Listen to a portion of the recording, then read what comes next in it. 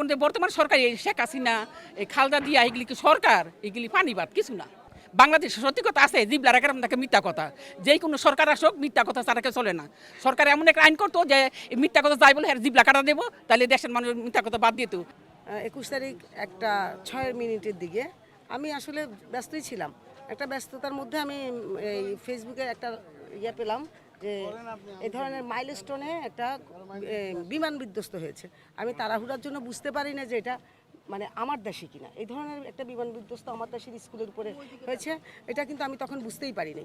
পরে আমি আমার ছেলে আমাকে বলছে, কি তুমি কি পাগল হয়ে গেছো? এটা তো মাইলস্টোন, আমাদের উত্তরায় যে দিয়াবাড়ি সেইখানে মাইলস্টোন স্কুলের উপরে এই ঘটনাটা ঘটেছে। তখন আমি মনোযোগী হলাম এবং দেখতেছি যে আসলেই আমাদের এই কোমলমতি বাচ্চাদের উপরে এরকম একটা বিমান বিধ্বস্ত হয়েছে। আসলে মানে এটা মনে হচ্ছিল যে ফিলিস্তিনি থেকে কোনো বোমা মনে হয় আমার দেশের উপরে পড়েছে। ঠিক ওইরকম শিশুদের আহাজারি কান্নাগুলো আমরা দেখি বাইরে, আজকে যেন আমরা এখানে দেখেছি। আসলে এই হৃদয়ের মানে এই যে মানে কষ্ট, এটা তো আসলে আমরা কেউ সান্ত্বনা কাউকে দিতে পারবো না। এই যার যে গিয়েছে তারাই এটার জন্য ভুক্তভোগী, তারাই আসলে এটার জন্য সবচেয়ে সাফারেবল। এর মধ্যে যারা আমরা কি হারিয়েছি, আমরা হারিয়েছি আমাদের আগামী ভবিষ্যৎদেরকে হারিয়েছি। হ্যাঁ, আমাদের আগামী ভবিষ্যৎ কর্ণধারগুলোকে আমরা হারিয়েছি।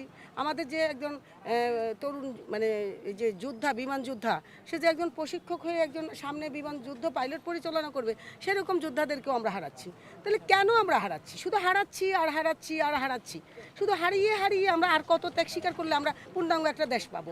আমি নামাজ পড়ে দোয়া করব, সেই সাথে কি আমি আমার মানুষকে সচেতন করব না? নামাজ পড়াটা তো আমার দায়িত্ব, নামাজ পড়াটা আমার দায়িত্ব, তাই না? সেখানে আমি দোয়া করলে এই মানুষটা তো আমার জন্য আর ফিরে আসবে না। আমি দোয়া করব এই মানুষটা যেন সামনে ওখানে বেঁচতে ভালো থাকে এবং আগামীতে আমরা যেন এই ধরনের আর দুর্ঘটনা কবলিত না হই।